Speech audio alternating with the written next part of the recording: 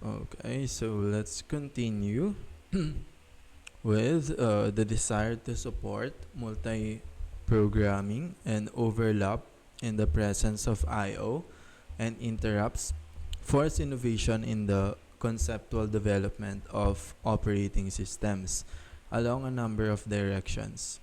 Issues such as memory protection became important. We wouldn't want one program to be able to access the memory of another program. Understanding how to deal with the concurrency issues introduced by multi-programming was also critical. Making sure the OS was behaving correctly despite the presence of interrupts is a great challenge. We will study these issues and related topics later in the course.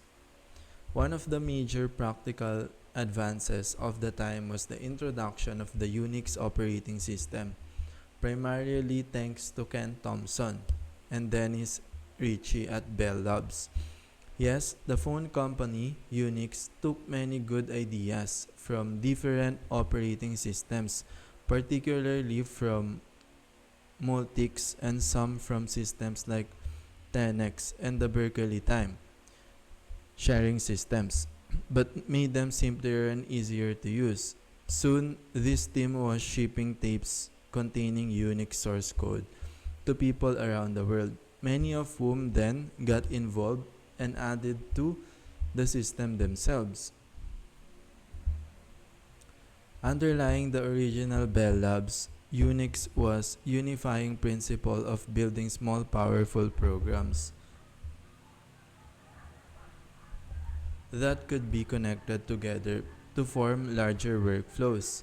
The shell, where you type commands, provided primitives such as pipes to enable such meta-level programming, and thus it became easy to string together programs to accomplish a bigger task. So this is what I'm saying, how commands was combined in Unix.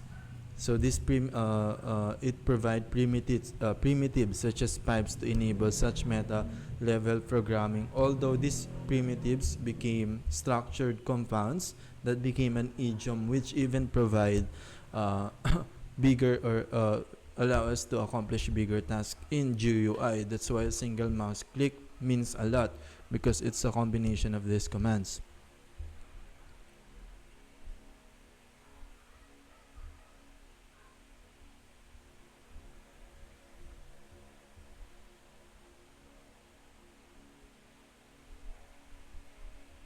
For example, to find lines of a text file that have the word foo in them, and then to count how many such lines exist, you would type grep foo file .text.txt wc-l, thus using the grep and wc word count programs to achieve your task.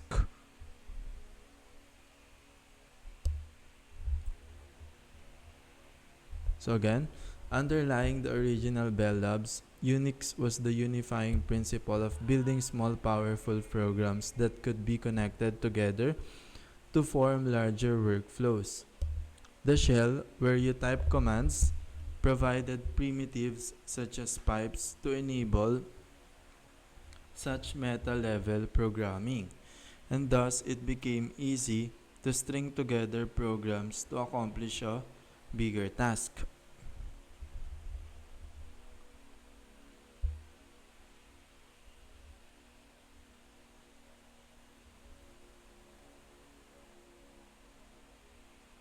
Again, underlying the original Bell Labs, Unix was the unifying principle of building small powerful programs that could be connected together to form larger workflows.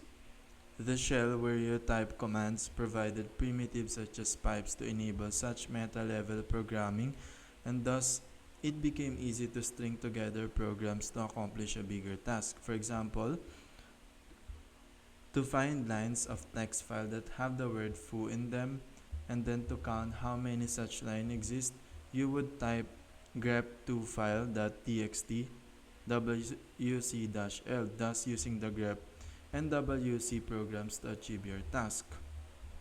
Also of critical importance was the accessibility and readability of code.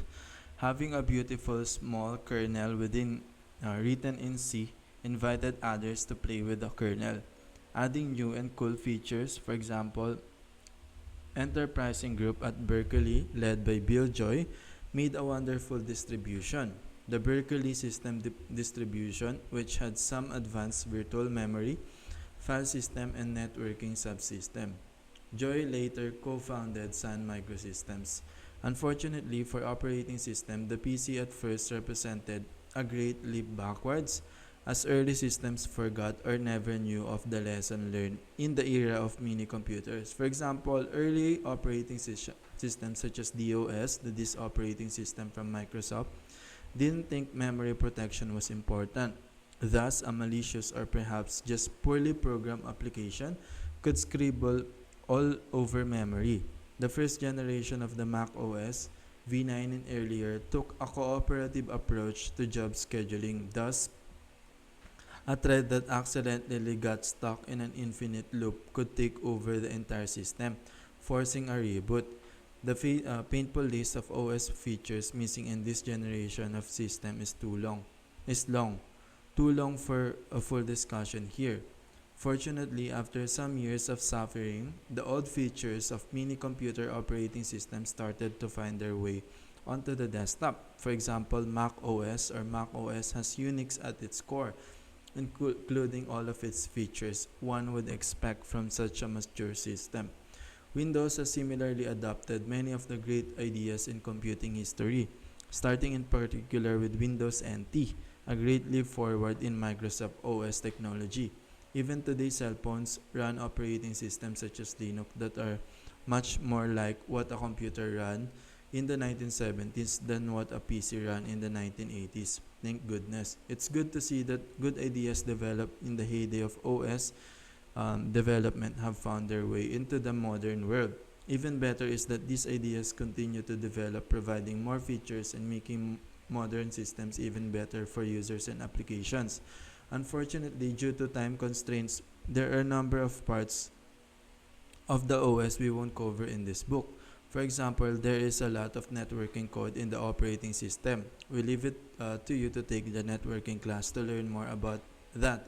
Similarly, graphics devices are particularly important to take graphics course to expand your knowledge in that direction.